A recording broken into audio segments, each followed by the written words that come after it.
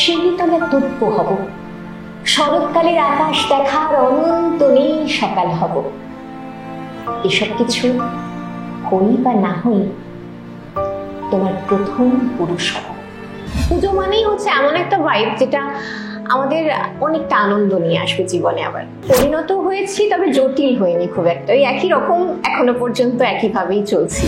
মানুষের মনে মোটামুটি একটা স্থান করে নিয়েছে, এটা আমার প্রাপ্তি। আবৃত্তির সাথে আমার পথ চলা সেই ছোটবেলা থেকে, 4 বছর বয়স থেকে। ব্রতদিদিকে যখন শুনেছি, সেটাও একটা ছোটবেলা থেকে একটা অদ্ভুত রকম ভালো লাগা, এক্সপ্রেশন দিয়েই কিন্তু মানুষের ওই অন্তরটা ছোঁয়া যায়। শ্রোতা হওয়া অবশ্যই কঠিন, কারণ এমন এত ভুল বলতে পারে। হ্যাঁ, বলতে পারে। এরকম আপনার কবিতা না বড্ড ন্যাকা ন্যাকা মনে হয়, ও শুনতে ভালো লাগে না। উনি আবৃত্তি করার যোগ্য নয়। আমার ছাত্রছাত্রীরা তার থেকে বেশি ভালো আবৃত্তি করে। আবেগী মানুষ তো একটু ন্যাকা হবেই, সেটা খুব স্বাভাবিক। কিছু শ্রোতা আগে থেকেই আমাকে শোনবার জন্য অপেক্ষা করে। একটা জিনিস খুব কমন, পরিশ্রমটা করে যেতে হবে। আমি একটা তুই চাই, একটা সত্যিকারের তুই চাই, যে জানবে আমার পুরো ভিতরটা, জানবে আমার লুকানো সব দোষ, আমার বদমাইশি, আমার নোংরামি, আমার কলঙ্ক। টেলিভিশনের সঞ্চালিকা হিসেবে কেরিয়ারের শুরু, তারপর ডিজিটালের যুগে, সোশ্যাল মিডিয়ার যুগে আবৃত্তিকার হিসেবে বহু মানুষের কাছে পৌঁছে যাওয়া। এই মুহূর্তে বাচিক জগতে, আবৃত্তি জগতে অতি পরিচিত মুখ, জনপ্রিয় মুখ মুনমুন মুখার্জি রয়েছেন আজকে দ্য ওয়ালের সঙ্গে। নমস্কার মুনমুনদি, দ্য ওয়ালে আপনাকে অনেক স্বাগত। পুজোর মরশুম আসছে, সবকিছু তো একেবারে ভীষণ হুই কাণ্ড এখন গোটা কলকাতা। একদম, মানে পুজোটা তো আমাদের কাছে 1 বছরের অপেক্ষা, তো সেই অপেক্ষাটা থাকেই 1 বছর জুড়ে। আর পুজো মানেই মন ভালো করা কিছু মুহূর্ত, মানে সবকিছু বেশ সরিয়ে, মানে আমাদের অনেক কিছুই তো থাকে মনের মধ্যে, দুঃখ থাকে, নানা রকম কিছুর মধ্যে দিয়ে আমাদের যেতে হয়, প্রতিকূলতা থাকে। সেই সবকিছুকে পেরিয়ে পুজো মানেই হচ্ছে এমন একটা ভাইব যেটা আমাদের অনেকটা আনন্দ নিয়ে আসবে জীবনে। আবার ঠিক আজকেও কিন্তু তেমনই একটা আনন্দের মুহূর্ত, মানে সেই রকম একটা এনজয় করতেই আপনার সঙ্গে আড্ডা দিতে আসা পুজোর ঠিক আগে। একদম, পুজোর কিছু কবিতা তো অবশ্যই শুনবো। তার আগে শুরু করব যে প্রশ্নটা দিয়ে, যে প্রশ্নটা ভীষণ মনে জাগে, যে আবৃত্তিকার হিসেবে একটা দীর্ঘ পথের জার্নি রয়েছে, সঞ্চালিকা হিসেবে জার্নি রয়েছে, এই অনেকগুলো ভূমিকা রয়েছে, বাচিক শিল্পী হিসেবে রয়েছে। কোন ভূমিকায় নিজেকে দেখতে সব থেকে বেশি ভালো লাগে? আসলে যে ভূমিকাটা যখন দেখা দিয়েছি, তখন সেই ভূমিকাটা কোথাও না কোথাও মানুষের মনের মধ্যে জায়গা করে নিয়েছে, এটাই সব থেকে বড় প্রাপ্তি এখনো পর্যন্ত। যখন সঞ্চালিকা হিসেবে আমার জার্নিটা শুরু হয়েছিল অনেক ছোটবেলা থেকে, চলো যাই বলে একটা প্রোগ্রাম হতো, হ্যাঁ, মানে ভ্রমণ বিষয়ক একটা অনুষ্ঠান হতো, চলো যাই। তো তখন আমি খুব ছোট ছিলাম সেই সময়। সেই সময়কার মুনমুন মুখার্জির সেই নিষ্ঠতা, সেইটা এখনো একই রকম রয়েছে। না, ঠিক আছে, সেটা তো অন্য কথা, কিন্তু মানুষটাও খুব একটা বদলায়নি, মানে একই রকম রয়েছে। সাধারণত কি হয়, চলতে চলতে আমাদের অনেক কিছু বদল ঘটে। আমরা পরিণত তো নিশ্চয়ই একটু হই, সেটা আলাদা কথা, কিন্তু পরিণত হয়েছি, তবে জটিল হয়নি খুব একটা, ওই একই রকম এখনো পর্যন্ত একইভাবেই চলছি, একইভাবেই আছে। ছোটবেলাকার সরলতাটাই এখনো রয়েছে। আর তোমার যে প্রশ্নটা, চলো যাই দিয়ে জার্নি শুরু, চলো যাই সেই সময় আমাকে যখন বলা হয়েছিল অডিশনে, প্রচুর ওই চলো যাই, মানে তখন যে প্রোগ্রামটা, সেটার জন্য অডিশন দিয়েছিলেন সেই সময়। তো সেখানে আমি সিলেক্টেড হই তখন। তো তখন আমাকে বলা হয়েছিল ঠিক আছে 2 মাস করো, তারপর 2 মাস পর দেখা যাবে। তখন স্টুডেন্ট আমি অ্যাকচুয়ালি। তো 2 মাস আমি শুরু করলাম, তারপর দেখা গেল সেটা 7 বছরের একটা জার্নি হয়ে গেল, অনেকটা লম্বা। তারপরেও একটানা আমি মাঝে ছিলাম না কিছু বছর কলকাতায়, কিন্তু সেই সময়টুকুকে বাদ দিয়ে যখন যখন এসেছি, যখন যখন পৌঁছেছি বা যখন কাজ করেছি, তখন একটানা টেলিভিশনে কিন্তু চলছে একটার পর একটা কাজ। গুড মর্নিং আকাশ রয়েছে, তার আগে প্রথমা করতাম, তারপরে এখন দূরদর্শন ডিডি বাংলাতে আর কি সেরা পরিবার এই অনুষ্ঠানটি সঞ্চালনা করছি। এবং যে অনুষ্ঠানগুলো যখন যা করেছি সঞ্চালিকা হিসাবে মানুষের মনে মোটামুটি একটা স্থান করে নিয়েছে, এটা আমার প্রাপ্তি, এটা আমার মানে সত্যি ভীষণ রকম, আমি বলবো ঈশ্বরের আশীর্বাদ এবং মানুষের ভালোবাসা, যেটা পেয়েছি সবসময়। আর আবৃত্তির সাথে আমার পথ চলা সেই ছোটবেলা থেকে, 4 বছর বয়স থেকে। আচ্ছা, ইভেন আমাকে সঞ্চালনার জন্য প্রথম যে টেলিভিশন অডিশনে ডাকা হয়েছিল, সেটাও ওই আবৃত্তির একটি মঞ্চ থেকেই আর কি আমাকে শুনে ডাকা হয়েছিল। অনিলাভদা শর্মিষ্ঠাদি সেই সময় ছিলেন, তো তখন ওনারা বলেছিলেন যে ওই অনুষ্ঠানটির জন্য, তার আগে জগন্নাথ একবার, মানে জগন্নাথ বসু আর কি আমাদের সকলের শ্রদ্ধেয়, তিনি আমাকে দূরদর্শনের একটি অনুষ্ঠানে সঞ্চালনার জন্য ছোটবেলায় তখন বলেছিলেন। তো তখন আর কি সেটার অডিশন দিয়ে সেটাতেও সুযোগ পাই। চলজয়ের ক্ষেত্রে ওই অডিশনের যে সুযোগটা, ওটা ওই মঞ্চে আমাকে শুনে, আবৃত্তি শুনেই মনে হয়েছিল যে একে একবার দেখা যেতে পারে। তো সেই রকমই আর কি, ওভাবেই কিন্তু জার্নিটা শুরু, কবিতা আরো অনেক আগে থেকে সঙ্গে। ঠিক। আর এই যে শুরুর সময়কার কথা, মানে যে সময় শুরু করছেন, কাদেরকে দেখে, কাদেরকে ফলো করে সেই ছোটবেলাটা কেটেছে, কিংবা মানে আবৃত্তির প্রতি যে ভালোবাসা সেইটা শুরু হলো? আমি যখন খুব ছোট সেই সময় তো মানে কি বলবো, তখন এত তারার সমাহার সে সময়। তখন পার্থ ঘোষ, গৌরী ঘোষ রয়েছেন সিনিয়র, প্রদীপ ঘোষ রয়েছেন, মানে তারা তখন অনেকটা সিনিয়র। আমরা ক্যাসেটে সে সময় শুনেছি ব্রততী দিকে অনেক বেশি, ব্রততী বন্দ্যোপাধ্যায় একদম ছোট্টবেলা থেকে। তারপর পার্থদা গৌরী দিকে সেভাবে আর কি ওভাবে অতটা শোনার সুযোগ পাইনি, তখন তো এত মিডিয়াম ছিল না, তখন একদম ছোটবেলায় ক্যাসেট ছিল। সামনাসামনি যে পরিচয়, আলাপ, সাক্ষাৎ, যতটা সান্নিধ্য পেয়েছি ওটা আর কি খুব সত্যি প্রদীপ ঘোষও একই কথা বলবো তাদের সম্পর্কে। মানে এগুলো আমার কাছে একটা মহৎ প্রাপ্তি, এইসব মানুষের সান্নিধ্য বা সাহচর্য এবং স্নেহ পাওয়া, এটার থেকে আর কি বড় আশীর্বাদ বোধহয় মণিমুক্ত মানে সযত্নে ওনার, মানে আমার সৃষ্টিনগরের যে প্রথমবারের অনুষ্ঠানে প্রদীপদা এসেছিলেন, মানে এটা আমার কাছে একটা বিরাট বিরাট বিরাট বড় প্রাপ্তি। এখনো পর্যন্ত চোখ বন্ধ করলে আমি সেই দৃশ্যগুলো দেখতে পাই। এবং এই যে তাদের ভালোবাসা পাওয়া, তাদের আশীর্বাদ পাওয়া, পার্থদা অসম্ভব স্নেহ করতেন। অ্যাকচুয়ালি হয়তো বলার কথা জেঠু বা কাকু, কিন্তু আমরা তো সকলকে তখন দাদাই বলতাম, পার্থদাই বলতাম, জগন্নাথ দাই বলতাম, বা এখনো তাই বলি, সেভাবেই কথাগুলো চলে আসে। কিন্তু এরা তো আসলে সেই একটা এমন চরিত্র, পিতৃমাতৃতুল্য হলে যেরকম হয়, শ্রদ্ধাটা সেই জায়গায় আর কি। তো সেই রকম একটা শ্রদ্ধার জায়গায় অবস্থান করছেন। ব্রততী দিকে যখন শুনেছি, সেটাও একটা ছোটবেলা থেকে একটা অদ্ভুত রকম ভালো লাগা যে আবৃত্তিকে এই রকম ভাবে উপস্থাপনা করা যেতে পারে। আমার খুব ছোট বয়সে আমি শুনেছি অমিতাভ বাগচিকে, সেটাও একটা অন্যরকম ধারা। উৎপল কুণ্ডুকে যখন শুনেছি, সেটাও আর এক রকম ধারা। এইগুলো আর কি অনেকটা স্বপ্ন দেখতে আর কি সাহায্য করেছিল সেই ছোট বয়সে, যে হ্যাঁ মানে আবৃত্তিটা নিয়ে পথটা চলা যেতে পারে অনেকটা, অন্য কিছু করলেই করতে পারি, কিন্তু এভাবেই চলি না, এরকম মনে হয়েছিল। ঠিক। আর এই যে আবৃত্তিকে নিয়ে পথ চলা কিংবা একজন আবৃত্তি শিল্পী হয়ে ওঠা, এটা তো একটা অনুশীলন, এটা একটা জার্নি, এটা একটা অভ্যেস, একটা প্র্যাকটিস। আমি বলছি যে মানে সেইটা করতে তো একটা অধ্যাবসায় লাগে, কিন্তু অনেকেই মনে করেন যে সেজে গুজে একটা কবিতা মুখস্থ করে মঞ্চে উঠে বলি। কবিতা মুখস্থ করাটা একটা কবিতা মুখস্থ করা শুধু না, মানে মুখস্থটা অবশ্যই প্রাথমিক একটা ব্যাপার, মুখস্থ প্রথমে করতেই হবে। এবং সেই মুখস্থ আমার মধ্যে আমি যেটা বলছি যে মানে এমন কি রয়েছে আবৃত্তির মধ্যে যার জন্য দর্শক বা শ্রোতা শুনবেন আবৃত্তিটা। আসলে আবৃত্তির মধ্যে অনেকগুলো বিষয় রয়েছে। আবৃত্তি শব্দটার মধ্যে মুখস্থ রয়েছে, এবং মুখস্থ শব্দটা ভীষণভাবে জড়িয়ে রয়েছে। ওটা করতে সময় লাগে, সবাই করেন না, অনেকে পাঠ করেন, সেটা তো ব্যক্তিগত বিষয়, যা তারা কি করবেন।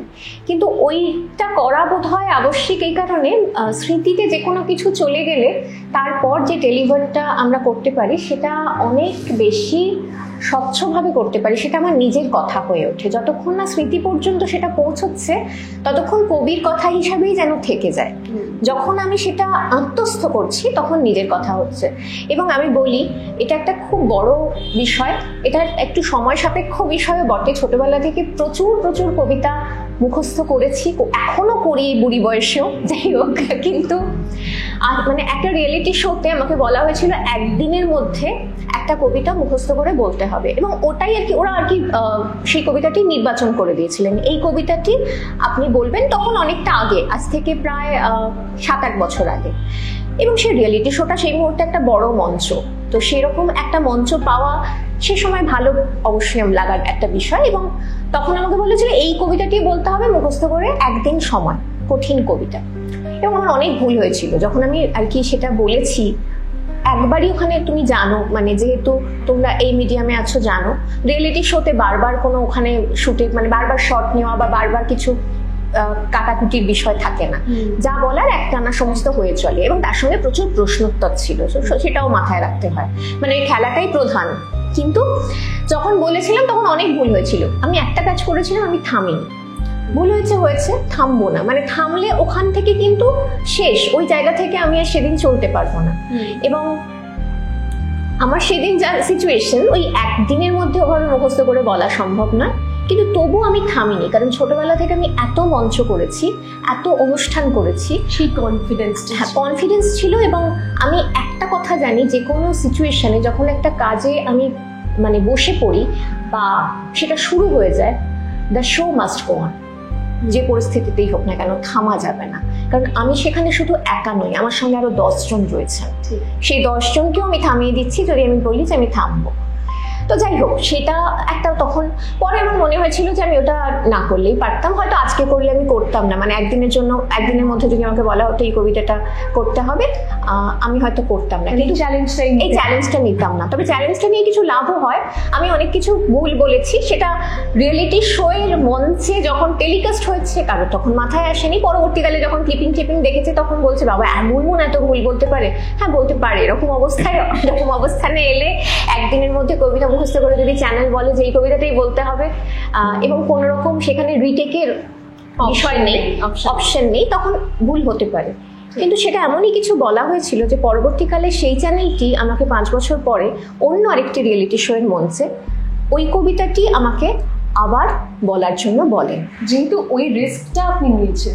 হ্যাঁ, মানে সেদিন আমি নিয়েছিলাম, আমি ভুল করেছি। অ্যাকচুয়ালি কোনো শিল্পীর একটা পারফরমেন্স তো তার সারা জীবনের পারফরমেন্স হতে পারে না, ওটা আমার কাছে একটা সুযোগ ছিল, একটা মঞ্চ ছিল।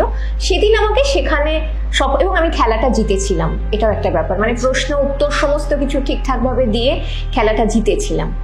তো সেখানে কবিতাটার মধ্যে অনেক ভুল ছিল, কবিতাটা চ্যানেল চাইলে বাদ দিয়ে দিতে পারতো, দেননি, এবং অনেকের কাছে ভীষণ প্রশংসনীয় হয়েছিল। ভুল হয়েছে, ভুলটা অবশ্যই মাথা পেতে স্বীকার করা উচিত, এবং সেই ভুলটা একদিনের ভুল আর কি। তারপর সেই কবিতাটা যখন পরবর্তী সময় আমাকে চ্যানেল ডেকেছিলেন বা যখন আমি বলেছি, তখনও ভীষণভাবে মানুষের কাছে পৌঁছেছে। একদম ওয়েল প্রিপেয়ার তো বটেই, তারপরেই সেটা তৈরি করেছি যেটা তৈরি করতে হবে। তার আগে ওটা নিয়ে আমি একদমই ভাবিনি, ওটা ওনাদের চাওয়া ছিল যে এটা বলতে হবে। তো তখন কিন্তু প্রচুর মানুষের কাছে পৌঁছেছে, তখন আমি অনেক পরিণত, তখন অন্যভাবে, কিন্তু তবু সেই দিনের মধ্যেও সেটা পৌঁছেছিল। ওই জন্য বলছি মুখস্থটা এটা খুব বড় ফ্যাক্টর, মুখস্থটা ঠিকভাবে হওয়াটা দরকার, তার জন্য সময় লাগে। ওইরকম একদিন দুদিনে কোনো কিছু হয় না, বেশ একটু সময় নিয়ে করতে হয়। আত্মস্থ করাটা আরো বেশি দরকার, মুখস্থ করার পরে আত্মস্থ করতে হয়। তা ওই যে বললাম, কবির কথাগুলোকে নিজের কথা রূপে কোথাও একটু ভাবতে হয়, ভাবা তো ঠিক যায় না, অনুভব করতে হয় আর কি। উচ্চারণ ঠিক করে নিতে হয় কিছুটা, সেটা দরকার।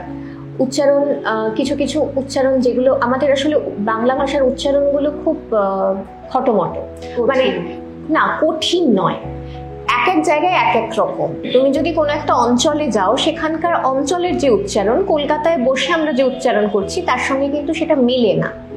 এবার আমাকে একটা মোটামুটি মানদণ্ড ভেবে নিতে হয় যে এই মানদণ্ড অনুযায়ী আমি উচ্চারণটাকে বজায় রাখবো, সেটা কলকাতার উচ্চারণই আমরা ভেবে নিচ্ছি। তুমি যদি এখন মেদিনীপুর জেলায় যাও, পুরুলিয়া জেলাতে যাও, সেখানে গিয়ে কি আপনি উচ্চারণটা ওদের মতন করে পাল্টান? না, ওদের মতো করে ওদের কবিতা বললে, আঞ্চলিক কবিতা বললে আমি পাল্টাবো, মানে হ্যাঁ, আদারওয়াইজ নয়। কিন্তু ওখানকার যে মানুষরা কথা বলছেন, তারা তো ওই অঞ্চলে যখন কথা বলছেন তখন তো ওনাদের যে ভাষার উচ্চারণ ওনাদের মতো করে বলছেন, ওখানে তো ঠিকই বলছেন। সমস্যাটা হয় যখন কবিতা বলতে আসছেন, তো সেই সময় দেখা যায় যে কলকাতা কেন্দ্রিক যে উচ্চারণ, সেখানে আমাদের সকলকে আসতে হচ্ছে, কারণ আমরা ছোট থেকে দূরদর্শন বা বেতারের যে উচ্চারণ শুনেছি সেটা একটা আমাদের কানে বসে গেছে। তার বাইরে আমরা বাংলা ভাষাটাকে যখন আমরা শিল্প সংস্কৃতি চর্চার মধ্যে ঢুকে পড়ি, তার বাইরে আমরা বাংলা ভাষাটাকে ওভাবে নিই না, যদি না আঞ্চলিক কোনো বিষয় থাকে। তো সেটাকে একটুখানি সেভাবে গড়ে নিতে হয়। তৃতীয়ত যেটা সেটা হচ্ছে এক্সপ্রেশন।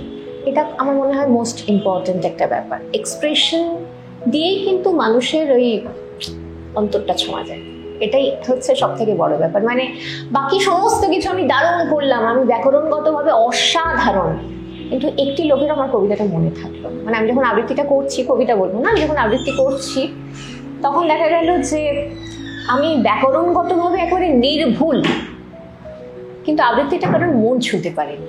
এরকম আবৃত্তি তখন তো কিছু, মানে তখন কি নিজের সেই জায়গাটাকে নিজেকে তুমি কিভাবে বিচার করবে, তুমি ভাবো।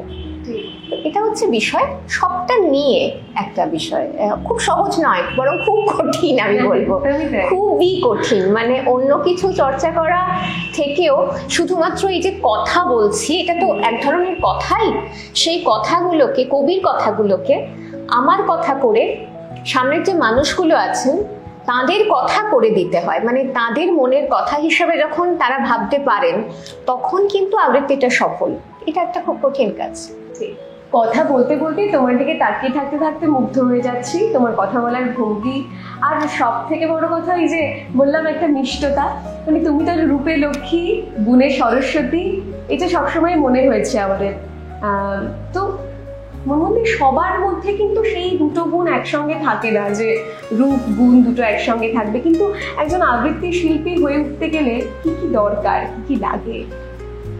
রূপটা তো গুণ নয়, রূপটা তো ওপরওয়ালা যাকে যেভাবে তৈরি করেন সেভাবে, কিন্তু রূপ বিষয়টা খুব আপেক্ষিক। মানে ধরো তোমার মনে হচ্ছে আমাকে বেশ ভালো দেখতে, অন্য কারোর মনে হচ্ছে আমাকে খুব খারাপ দেখতে, আবার আমার আজকে যাকে মনে হচ্ছে ভালো কালকে তাকে মনে হচ্ছে ভালো নয়। এটা খুব আপেক্ষিক একটা ব্যাপার। আমার যেটা মনে হয় সেটা হচ্ছে ভিতর থেকে যদি আমরা সুন্দর হই তাহলে কোথাও না কোথাও সেটা রিফ্লেক্ট করে আমাদের মুখের মধ্যে, আমাদের সমস্ত কিছুর মধ্যে, আমাদের স্বভাবে, আমাদের আচরণে, সেটা একটা বিষয়। আর আবৃত্তি করার জন্য তুমি যেটা বললে রূপ গুণ দরকার, আবৃত্তি করার জন্য কিছু গুণাবলী তো অবশ্যই দরকার, কিন্তু সেগুলো অর্জন করতে হয় তার সঙ্গে। একজন ভীষণ সুন্দর কণ্ঠের অধিকারিণী, এবার কণ্ঠটা তো আবার ঈশ্বর প্রদত্ত। কারোর কণ্ঠে আবেগের কবিতা খুব ভালো লাগে, কারোর কণ্ঠে প্রতিবাদী কবিতা খুব ভালো লাগে, কারোর কণ্ঠে সব ধরনের কবিতাই ভালো লাগে। তো তার জন্য কোন কণ্ঠটি উপযোগী, বা তিনি সব রকমভাবে নিজেকে অন্য কিছু কবিতার জন্য, অন্য ধরনের কবিতা আবৃত্তি করার জন্য নিজেকে তৈরি করতে পারবেন কিনা, সেটা তো তিনি নিজেকে সবাই গড়ে তুলতে পারেন চাইলে, প্রথম কথা। দ্বিতীয় কথা হচ্ছে যে খুব গুণী মানুষও, যে কোনো ক্ষেত্রে খুব গুণী একজন মানুষ, তিনি যদি নিজেকে ক্রমাগত যদি অভ্যাসের মধ্যে, চর্চার মধ্যে না রাখেন তাহলে তার গুণেও মরচে পড়ে যায়। সেটা খুব একটা সত্যি কথা, যত গুণী মানুষ হন না কেন। সচিন টেন্ডুলকারের মতো এরকম একজন ব্যাটসম্যান, তাকেও তো রোজ প্র্যাকটিস করতে হতো, এবং মানে অবিরত তিনি করে গেছেন সেই কাজটা। শুধু আমাকে ঈশ্বর ট্যালেন্ট দিয়েছেন তার জন্য আমি কোনো চর্চা করবো না, সেটা হয় না। আবার এটাও অনেক ক্ষেত্রে হয় যে তিনি হয়তো আবৃত্তি কখনো শেখেননি, কবিতার সাথে খুব একটা পরিচিত নন, শুধুমাত্র চর্চার মধ্যে দিয়ে নিজেকে আস্তে আস্তে গড়ে তুললেন। মানুষ চাইলে সবই পারে, তো সেটা করে ফেলা যায়, কিন্তু তার জন্য একটা জিনিস কমন, কিছু থাক কিছু না থাক, কিছু অর্জন করতে চাই, কিছু অর্জন করার চেষ্টা করে যাই, যা কিছু করি না কেন, একটা জিনিস খুব কমন, পরিশ্রমটা করে যেতে হবে। ঠিক। ছোটবেলার কথা বলছিলাম, যেহেতু একটু ছোটবেলা থেকে যে কবিতাটা তুমি ভীষণ অনেকবার বলেছো, মানে ধরো যে কোনো আত্মীয় স্বজনদের সঙ্গে গ্যাদারিং এ সবসময় বলতে বলা হয়েছে যে প্লিজ কবিতাটা একটু বলো, মানে সেরকম তোমার একটা পছন্দের কবিতা, সেটা একটু। বাউল বলতে পারি, বাউলের একটু শোনাই অল্প। দূরে অশ্বত্থ তলায় পুটির কণ্ঠি খানি গলায়, বাউল দাঁড়িয়ে কেন আছো, সামনে আমি নাতে তোমার একতারাটি হাতে, তুমি সুর লাগিয়ে নাচো, পথে করতে খেলা, আমার কখন হলো বেলা, আমার শাস্তি দিল তাই, ইচ্ছে কোথায় নাবি কিন্তু ঘরে বন্ধ চাবি, আমার বেরোতে পথ নাই, বাড়ি ফেরার তরে তোমায় কেউ না তাড়া করে, তোমার নাই কোনো পাঠশালা, সমস্ত দিন কাটে তোমার পথে ঘাটে মাঠে, তোমার ঘরে দিনে তালা। বেশ খুব সুন্দর। তুমি সঞ্চালিকা হিসেবে তোমার পথ চলা তো একেবারে সেই ছোট থেকে তুমি বলছিলে, এবং সেই কাজ এখনো চলছে, কিন্তু আবৃত্তিকার হিসেবে এত মানুষের কাছে পৌঁছে যাওয়া, সেই পথটা কি খানিকটা মসৃণ হলো ওই ডিজিটাল যুগে? হ্যাঁ অবশ্যই। না, তার আগেও আমরা স্টেজ করতাম, মানে মঞ্চে যে অনুষ্ঠান সেভাবে করতাম, তবে ওই সময়ের পর থেকে আরো বেশি করে মানুষের কাছে যে গ্রহণযোগ্যতা সেটা অনেকটা বেশি। মানে আমি তো আমার শুরুর যে আবৃত্তি, ধরো ইউটিউব চ্যানেল, আমি যখন ইউটিউব চ্যানেলটি প্রথম যখন শুরু করলাম, তখন তার যে প্রথম একটি দুটির সেটি থেকেই মানুষ বিপুলভাবে গ্রহণ করেছিলেন। এটা সেই সময় থেকেই আমি বলবো। তার আগে পর্যন্ত তো চর্চা করেছি, শিখেছি, আমি একটা দীর্ঘ সময় পর্যন্ত আবৃত্তি শিখেছি। মানে পারফর্ম করব সেটা তো পরের কথা, পারফর্ম তো স্টেজে করতাম, কিন্তু ওই যে ক্যাসেট তো আমাদের সময় ছিল না, মানে আমাদের ছোটবেলাতেই ক্যাসেটের যুগ শেষ হয়ে যায়, তারপর সিডি চলে আসে বা বাকি সমস্ত কিছু সেসব চলে আসে। কিন্তু ওই যে রেকর্ড করাটা খুব একটা আমাদের কাছে এত সহজ ছিল না। তখন তো ওই রকম ব্যাপার ছিল না, চাইলে রেকর্ড করা যায়। তখন আমাদের মনে হতো যে নিজেকে পুরোপুরি তৈরি না করে রেকর্ড করা মানে তো শিল্পী হয়ে যাওয়া। তার আগে পর্যন্ত আমি চর্চা করি। শিল্পী যদিও মানুষ, সেই যে কোনো মানুষকে, সেই শব্দটি মানুষের দ্বারা তৈরি শিল্পী তো আমরা নিজেদেরকে কেউ বলতে পারি না। যদি মানুষ সেভাবে আমাদেরকে গ্রহণ করেন তবেই আমরা শিল্পী হতে পারি। তো যাই হোক, কিন্তু আমরা যাদেরকে শুনেছি চিরকাল, যাদের রেকর্ডেড কবিতা বা যে কোনো কিছু সেভাবে শুনেছি, তাদের আবৃত্তি, তারা আমাদের কাছে চিরকাল শিল্পী ছিলেন এবং তারা প্রথিতযশা শিল্পী ছিলেন সেই সময়। তো সেখানে আমি রেকর্ড করব এতটা যোগ্যতা আমার হয়েছে কিনা সেইটা খুব অল্প বয়সে কখনো মাথায় আসেনি, ইচ্ছেও হয়নি। প্রচুর প্রতিযোগিতায় অংশগ্রহণ করেছি, প্রচুর মঞ্চে পারফর্ম করেছি, এবং অনেকটা সময় পরে যখন সঞ্চালনার ক্ষেত্রে একটা দীর্ঘ সময় পার করেছি, তখন মনে হলো যে ঠিক আছে, এবার হয়তো দু একজন যারা সিনিয়র আমাদের, তারা বললেন, সেই সিনিয়র শিল্পীরা, সিনিয়র দাদা দিদিরা, এবার কিন্তু তুই করতে পারিস। তো এখন কিন্তু সেই জায়গাটা তৈরি হয়েছে।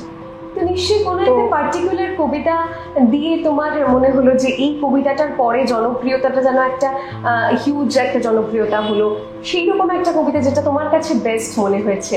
না, আমি প্রথম যে আমার কবিতা ইউটিউবে, সেটা হচ্ছে সেই মেয়েটাই প্রচন্ড রকম ভাবে প্রথম পৌঁছে গেল। একটু শুনবো দিদি। সেই মেয়েটা আমি শোনাচ্ছি না, অন্য বলছি।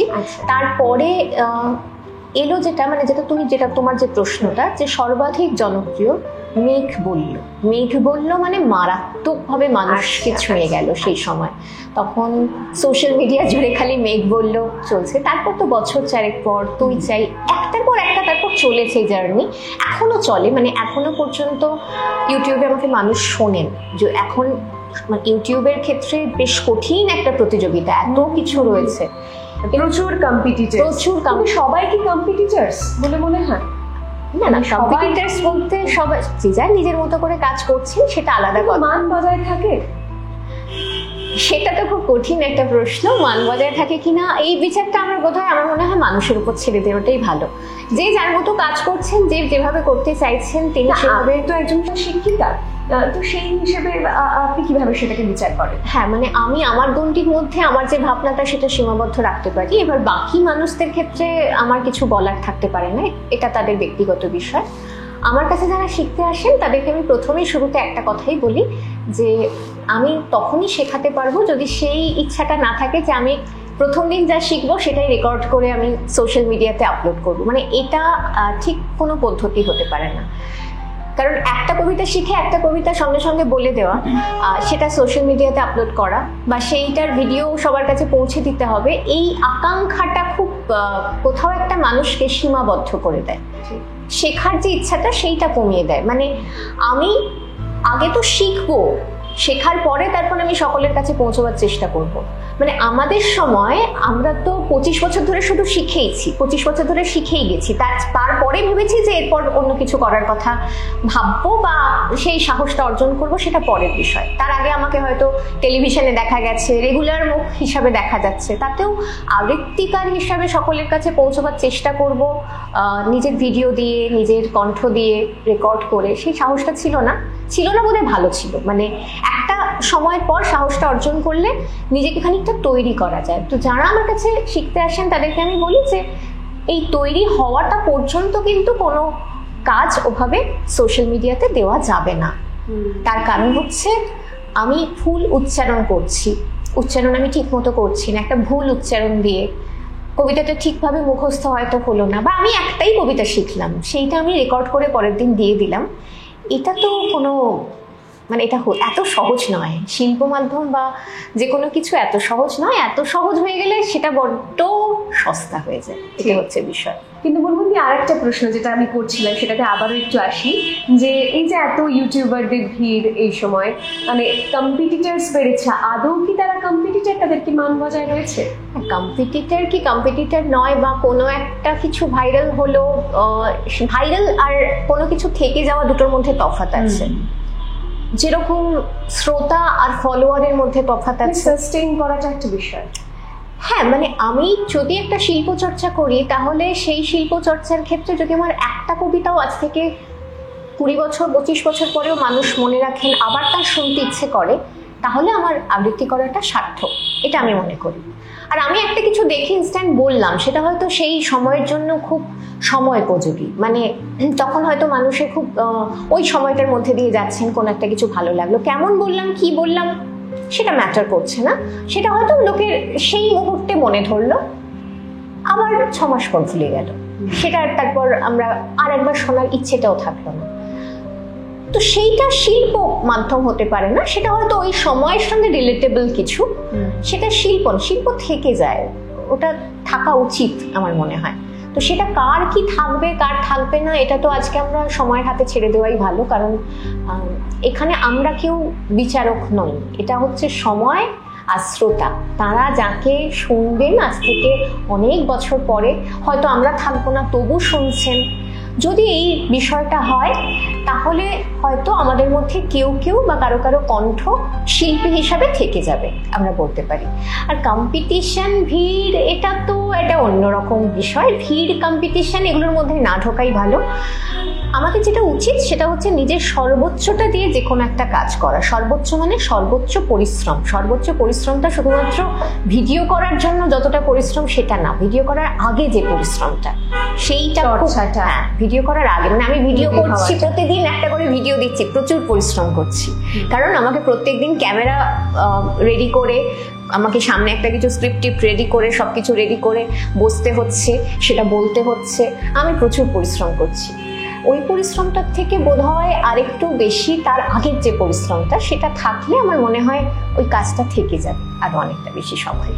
এরকমই একটা কাজ যেটা থেকে গেছে, বিপুল জনপ্রিয়তা পেয়েছে, আমরা সকলেই শুনেছি, মেঘ বলল কবিতাটি, সেইটা আপনার মানে ভীষণভাবে মানুষের মন ছুঁয়ে গেছে, সেই কবিতাটা একটু শুনি।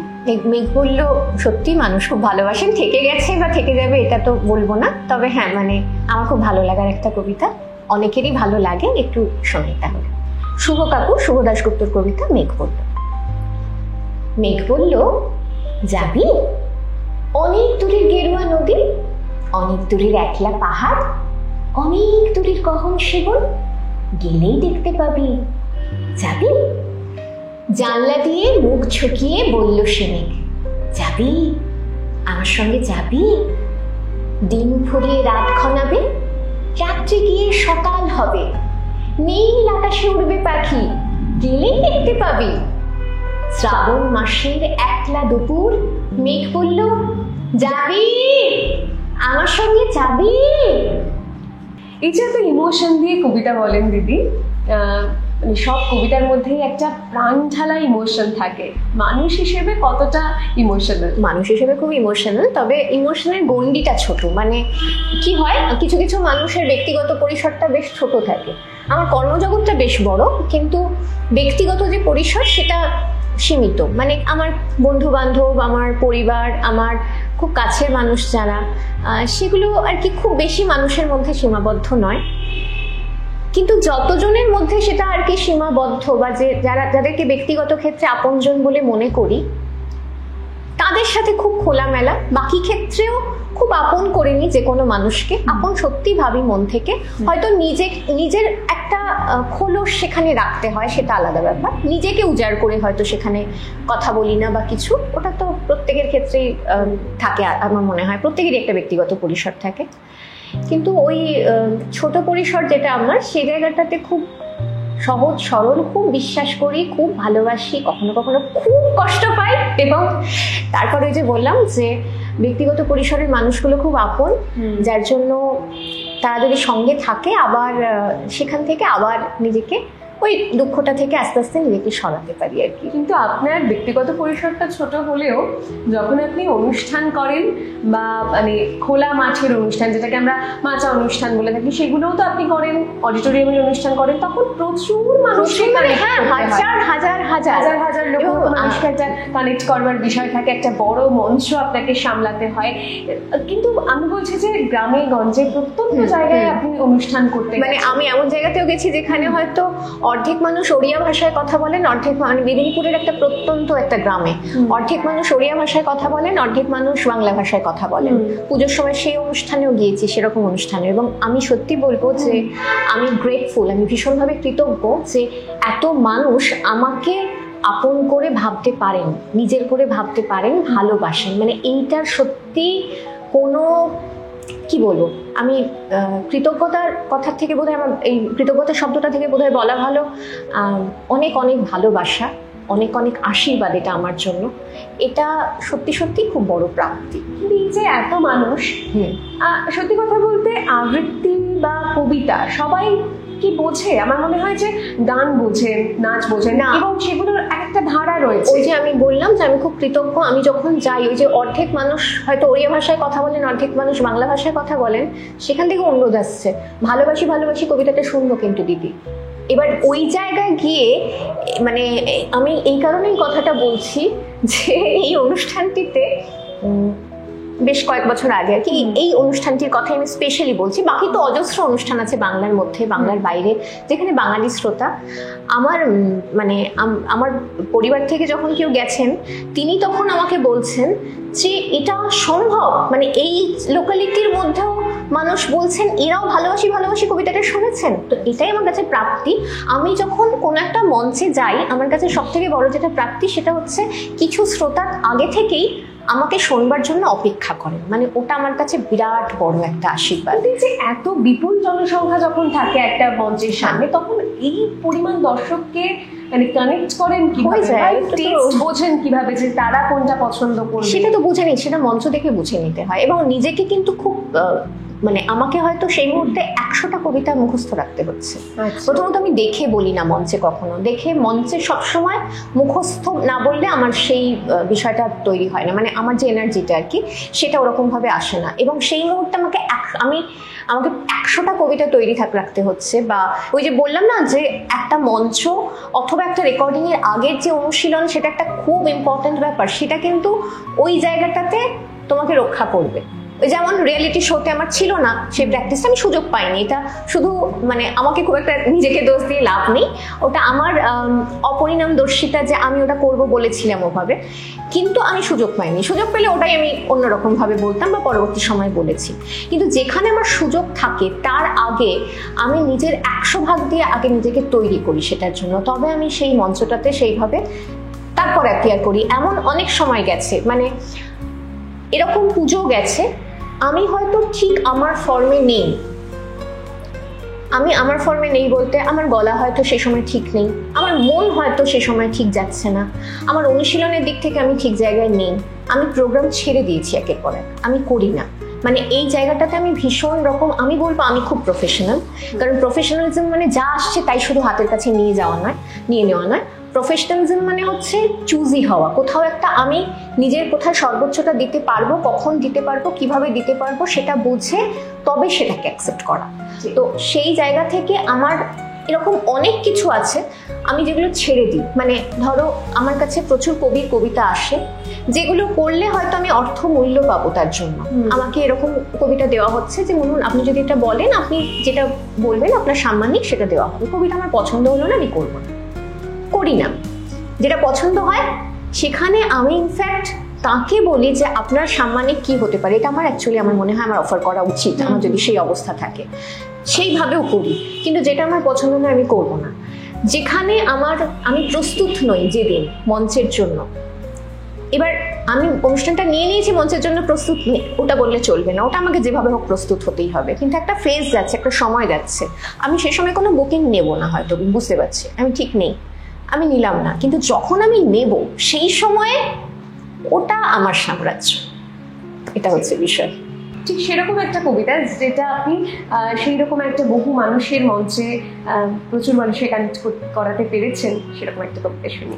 হ্যাঁ, অ্যাকচুয়ালি যেমনটা বলছেন ভালোবাসি ভালোবাসি কবিতাটা, ওটাও আমরা একেবারেই, ওটা অনেকটা বড়, খুব ছোট অংশ বলে লাভ নেই। আমি একটা যেটা বলি, অ্যাকচুয়ালি যখন আমরা 1.5-2 ঘন্টা ধরে পারফর্ম করি সেই সময় তো অনেক কবিতা বলতে হয়, অনেক রকমের অনেক বিষয়ের কবিতা আসে, কিন্তু খুব জনপ্রিয় কিছু কিছু কবিতা যেগুলো থাকে মানুষের অনুরোধে, সেরকম একটা কবিতার ছোট অংশ শোনাই, তুই চাই।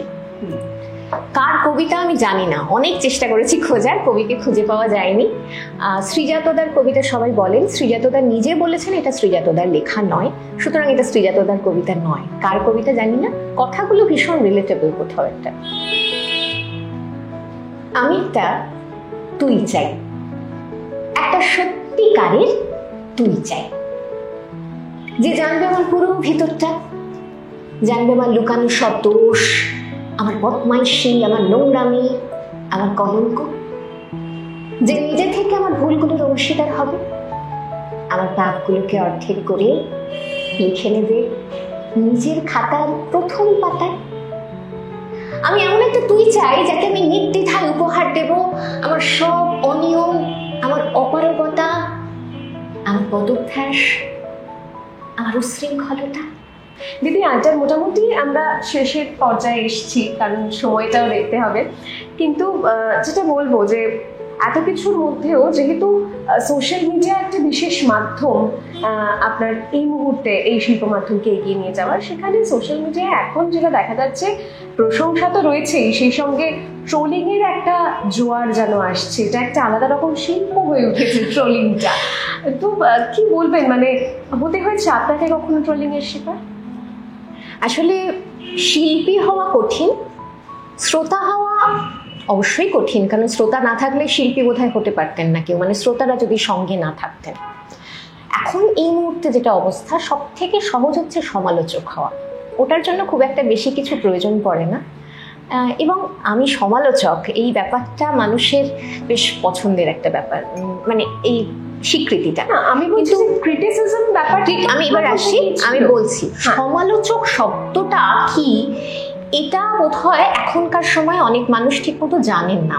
একজন কারো সমালোচনা করার জন্য যতটা তাকে সেই বিষয়ে শিক্ষিত হতে হয়, সেরকম শিক্ষিত কয়েকজনই আছেন, এবং যারা সত্যি তেমন শিক্ষিত তাদের বলার ধরন অন্যরকমের। মানে তারা যেভাবে বলবেন তাদের মধ্যে একটা অন্যরকম, যিনি অনেক জানেন, মানে সমালোচনা তো যে কেউ করতে পারেন, আমি যে বললাম সমালোচক হতে গেলে অনেক জানতে হয়, এবং সেই সমালোচনা থেকে আবার নিজেকে রেকটিফাই করা অবশ্যই নিশ্চয়ই করা যায়, সেটা দরকার। এবং যার সেই জ্ঞান আছে তার মধ্যে সেই বিনম্রতাও আছে, তিনি যেভাবে বলবেন সেটা আক্রমণাত্মক হবে না, সেটা অন্যরকম হবে, সেটা কাউকে আরো বেশি করে সেই জায়গায় পারদর্শী করার জন্য যেভাবে বলা উচিত সেইভাবেই বলা হবে। এটা হচ্ছে ট্রোলিং বিষয়টা, কি বলবো, এখানে হ্যাঁ আমি ট্রোলড হই, অবশ্যই হই, এবং খুব যেটা মজার বিষয়, আমার শ্রোতার যারা রয়েছেন তারা আমাকে অত্যন্ত ভালোবাসেন, পছন্দ করেন। আমি কিন্তু ট্রোলড বেশি হই এই সময়ের কিছু শিল্পীর থেকে, এই সময়ের সমসাময়িক বলতে আবার আমার সময়ে যারা অত্যন্ত খুব ভালো কাজ করছেন যেসব শিল্পীরা, একেবারেই তারা নন, তারা আসলে কাজে এতটা ব্যস্ত থাকেন, তাদের এইসবগুলোতে খুব একটা সময় থাকে না। আমার সিনিয়ররা তো একেবারেই নন, তারা মানে তাদের কাছ থেকে ছোটবেলা থেকে এত বেশি পেয়ে এসেছি, শুধরে দেওয়াটাও যে কিভাবে শুধরে দেওয়া যায় সেটা আমি তাদের দেখে শিখেছি, যে কতটা সেক্ষেত্রে বিনম্রতা থাকে, কতটা স্নেহ থাকে, কতটা ভালোবাসা থাকে তার সঙ্গে মিশে, তবে হয়তো ঠিকঠাক রকমের শিক্ষক হওয়া যায়, সমালোচক হওয়া যায়, সেটা তাদের দেখে শিখেছি। তো এখন আমি এরকম অনেক মানুষকে দেখেছি যারা আবৃত্তি চর্চা করেন, হয়তো আমার কোনো একটা আবৃত্তি সে সময় দেওয়া হয়েছে সোশ্যাল মিডিয়াতে, তারা এসে ঠিক এই ভাষায় বলছেন, আপনার কবিতা না বড্ড ন্যাকা ন্যাকা মনে হয়, ও শুনতে ভালো লাগে না, এই ভাষা। অথবা এরকমও আমি শুনেছি যে উনি যে আবৃত্তি করেন উনি হচ্ছেন যে কোনো ক্ষেত্রে, মানে উনি আবৃত্তি করার যোগ্য নয়, আমার ছাত্রছাত্রীরা তার থেকে বেশি ভালো আবৃত্তি করেন, এরকম মানে যারা বলছেন তারা কিন্তু তথাকথিত শিল্পী আর কি, তারা সেটাই বলছেন।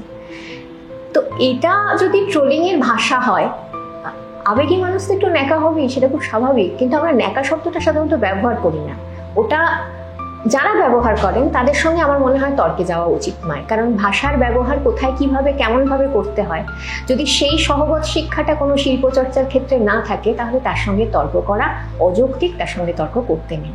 তাকে তার অবস্থানে ছেড়ে দিতে হয় এবং আমি আমার কাজটা করে যাই প্রত্যেকদিন। আমি যদি সেই তর্কের মধ্যে গিয়ে, ধরো আমি একটা আবৃত্তি করেছি, ঠিক আছে, সেখানে সেই পুরো আবৃত্তিটার বাকি যে বিষয়বস্তু সেটা খুব গৌণ। একজন কেউ বসেছেন দেখার জন্য কোথায় র বলা হয়েছে, কোথায় র বলা হয়েছে। তিনি গুনে গুনে বলছেন এই যে এই রটা কিন্তু র, এই রটা কিন্তু র নয়, এটা ডয় শূন্য র নয়, মানে র আর কি যেটা আমরা বলি সে র নয়, এটা ঠিকঠাক আপনি লাগাতে পারেননি যেভাবে রটা লাগাতে হয় আর কি, এই রটা র ভুল ধরবেন বলেই। হ্যাঁ, এবার বাংলা ভাষায় দন্তন্য মূর্ধন্য তালবস্য দন্তস্ব র র এর ব্যবহার ঠিক কিভাবে হবে, কোথায় কতটা হবে, কতটা হলে সেটা কোমলতা অবধি থাকে, কতটা হলে কঠোর হয়ে যায়, সেই তো আমি তাকে তো শেখাতে যাব না, কারণ তাকে আমি কেন শেখাবো? এটা তো অনেক কষ্ট করে আমাকে নিজে বুঝতে হয়েছে। এবং আরেকটা কথা বলি, ওই যে বড় মঞ্চে না কোথায় আমি র বললাম কোথায় র হলো না, সেটা খুব গৌণ হয়ে যায়। আসল যেটা যায় মানুষের কাছে সেটা হচ্ছে এক্সপ্রেশনটা কিভাবে যাচ্ছে। অবশ্যই আমি ঠিক উচ্চারণ করব, ঠিক উচ্চারণ আমার করা উচিত, কিন্তু কোথায় কতটা ঠিক উচ্চারণ করব সেটার ক্ষেত্রে সেই উচ্চারণের অতিরিক্ত কনসিয়াস হতে গিয়ে আমার পুরো আবেগটাই হারিয়ে গেল। আমি শুধু হিসেব করে গেলাম পুরো কবিতা বলার সময়, এটা আমি র বলছি না র বলছি, এটা যদি আমি সারাক্ষণ ধরে এই হিসেবটা চালিয়ে যাই মাথার মধ্যে যেটা কোনটা হলো কোনটা হলো না, তাহলে মুশকিল হচ্ছে আমি শুধু মানে আমার আবৃত্তিটা আর আবৃত্তি থাকবে না, ওটা আমার নিজের কথা থাকবে না, ওটা একটা ব্যাকরণ শিক্ষামূলক আর কি কিছু হয়ে যাবে, যদি লোকে শোনে অবশ্য তারপরের কথা। তো সেই জায়গা থেকে তারা তাদের কাজ করুন। দেখো আজকে এত বছর পরে আমি যখন দেখি, মানে আমার এগুলোতে খুব একটা খারাপ লাগে না, বরং আমি আরো বেশি ইন্সপায়ার্ড হয়েছি। হ্যাঁ ঠিক আছে, আমি ঠিকঠাক কাজ করছি সেই জন্য, কারণ আমি যখন দেখি সুচিত্রা সেনকে নিয়ে মানুষ সমালোচনা করছেন, সমালোচনা বলবো না, মানে ট্রোল করছেন সুচিত্রা সেনকে নিয়ে, উনি অভিনয় জানতেন না এই কথাটা লোকে বলেন, অথচ উনি মহানায়িকা হয়ে গেলেন, উনি এত ছবি এভাবে সমস্ত কিছু নিজের একটা সাম্রাজ্য বিস্তার করলেন, এত কিছু করলেন। যিনি অভিনয় জানতেন তারা বলেন, সাবিত্রী চট্টোপাধ্যায়, তাঁর সাজ পোশাক নিয়ে পর্যন্ত কথা হয়। মানুষের কি সেই যোগ্যতা সত্যি আমাদের আছে এদের নিয়ে কিছু বলার, এদের নিয়ে সেটা করার? এবং স্বয়ং রবীন্দ্রনাথের সময়ও তাঁকেও প্রচুর মানুষ তার সময় উত্তক্ত করেছেন, তার কথা নিয়ে সমালোচনা করেছেন। তো এইগুলোকে যদি আমি ভাবি যে এগুলোকে নিয়ে বসে থাকবো, এরা তো আমার তুলনায় অনেক অনেক অনেক অনেক বেশি মহৎ মানুষ, তাদেরকে যদি এইভাবে ট্রোলিংয়ের শিকার হতে হয়, তাদেরকে যদি সমালোচনার জায়গায় কখনো না কখনো আসতে হয়, তাহলে সেই অগ্নি পরীক্ষাটুকু তো আমাদের দিতে হবে, সেটা খুব স্বাভাবিক। ওটাকে ধরে নেবো, হ্যাঁ ঠিক আছে, এটাকে যদি কেউ সত্যি ঠিকভাবে বলেন, শুধরে দেওয়ার চেষ্টা করেন, মাথা নত করে মাথা পেতে নেব, সেটা বলার ধরন আলাদা। আর যদি কেউ মনে করেন যে এইটা বলে এমনভাবে তাকে আক্রমণ করব যে আক্রমণটার পরের দিন থেকেও আবৃত্তি করবে না, ছেড়ে দেবে, তাহলে সে একেবারে মূর্খের স্বর্গে বাস করছে, কারণ সেটা কখনোই আমি করবো না। পূর্ণবী, একেবারেই আমি শেষ প্রশ্নটা করব আজকের আড্ডায়, যেটা খুব জানতে ইচ্ছে হয় এত কিছুর পরেও, যে নাচ গান কিংবা অন্যান্য শিল্প যেগুলো রয়েছে সেইগুলোর যে গ্রহণযোগ্যতা মানুষের কাছে, আবৃত্তি কি সেই গ্রহণযোগ্যতার জায়গায় এখনো পৌঁছতে পারলো?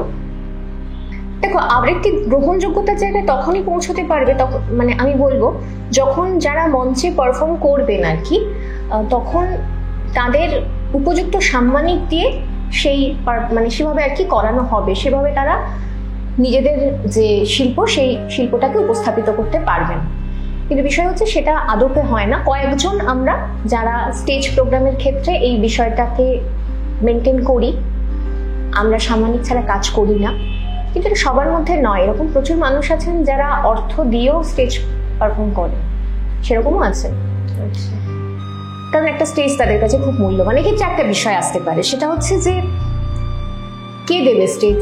দেয় না তো সত্যি সবাই। আমাদের সময় আমাদের কিন্তু ছোটবেলায় যখন আমরা মঞ্চে অনুষ্ঠান করেছি, একটা 2 মিনিটের অনুষ্ঠান করব বলে 1 বছর অপেক্ষা করতে হতো। এখন মানুষের মধ্যে সে অপেক্ষাটা কমেছে, এবং সত্যি কথাই তারা যদি মঞ্চ না পান তাহলে কোথায় যাবে? কিন্তু এখন তো সোশ্যাল মিডিয়া রয়েছে, নিজেকে সঠিকভাবে ব্যবহার করে যদি সোশ্যাল মিডিয়াতে সেভাবে আমি সেভাবে প্রেজেন্ট করি, আমার মনে হয় সেভাবেও পৌঁছানো যায়। কিন্তু স্টেজের ক্ষেত্রে যদি সবার কাছে পৌঁছতে হয় তাহলে প্রথমত নিজেকে অনেক বেশি চর্চিত হতে হবে। ওই যে চর্চাটা আজকে ব্রতদিদি এত বছর ধরে এভাবে রেখে দিয়েছেন, যার জন্য একই রকম ভাবে তিনি করে যাচ্ছেন এতগুলো বছর। আমি ইন্সপায়ার্ড হই ভীষণ রকম ভাবে তাকে যখন দেখি এভাবে। এটা মনে হয় আজ থেকে কিন্তু 20 বছর পরেও আমাকে চেষ্টা করতে হবে এইভাবে, পারি না পারি এই চেষ্টাটুকু করতে হবে। ইন্সপায়ার্ড হই তার কারণ উনি সেটা পারেন বা করেন, সেটার একটাই কারণ উনি প্রচুর একটা সময় চর্চা করেছেন, আজও করে চলেছেন, আজও একই রকম ভাবে কবিতাকে ভালোবেসে সেভাবে রয়েছেন, তার সঙ্গে রয়েছেন। তো সেই জায়গা থেকে যারা সত্যি সিরিয়াসলি সেইভাবে নিজেদেরকে তৈরি করতে পারবেন, তারা আমার মনে হয় নিশ্চয়ই সেরকম অনেকেই আছেন যারা আবৃত্তি শিল্পকে সে জায়গাতে নিয়ে যেতে পারেন, আবৃত্তি শিল্পকে সেরকমভাবে মানুষের কাছে পৌঁছে দিতে পারেন। আর কিন্তু এত মানুষ চলে এসেছেন যেখানে আবার সেটা একটু কঠিনও হয়ে গেছে, চ্যালেঞ্জিং হয়ে গেছে। মানটা কোথাও বিঘ্নিত কখনো কখনো তো হয়, সেটা যদিও আমি বিচার করার যোগ্যতা হয়তো রাখি না। আমি আমার ব্যক্তিগত মতামত থেকে বলছি, একটা শিল্প মাধ্যম মানুষ তখনই শোনেন যখন সেটা কানে শুনতে ভালো লাগে। যদি কানে মানে লোকের কোনো দায় নেই আজকে যে আমি আবৃত্তি শুনবো, কিন্তু তবু অনেক মানুষ অনেক কিছু শুনছেন। কেন শুনছেন? তাদের ভালো লাগছে তাই শুনছেন। তো যদি সেই ভালো লাগাতে আমি পারি তাহলে বাকি সব কিছুর সঙ্গে একই রকম ভাবে জায়গা পাবো। যদি না পারি তাহলে কালকে আমাকেও ছুঁড়ে ফেলে দেওয়া হবে। এটা হচ্ছে বিষয়। পূর্ণিমন্দি, অনেক ধন্যবাদ আপনাকে দ্য ওয়ালে এতক্ষণ সময় দেওয়ার জন্য আমাদের, আর দর্শকদেরও অনেক ধন্যবাদ। দ্য ওয়াল এবং তোমাকে দুজনকেই অনেক ধন্যবাদ, মানে দুপক্ষকেই অনেক ধন্যবাদ। তার কারণ এত সুন্দরভাবে তুমি উপস্থাপনা করছো, এত সুন্দরভাবে কাজটা করছো, এত মানে কনফিডেন্টলি প্রশ্নগুলো করছো, ভারী সুন্দর সুন্দর প্রশ্ন করেছে। তো থ্যাংক ইউ। ধন্যবাদ আপনাদেরও। এরকম তথ্য সমৃদ্ধ আড্ডা শুনতে, এরকম মজাদার আড্ডা শুনতে চোখ রাখুন দ্য ওয়ালের পাতায়। ক্যামেরায় শক্তিকের সঙ্গে সায়নী, দ্য ওয়াল, কলকাতা।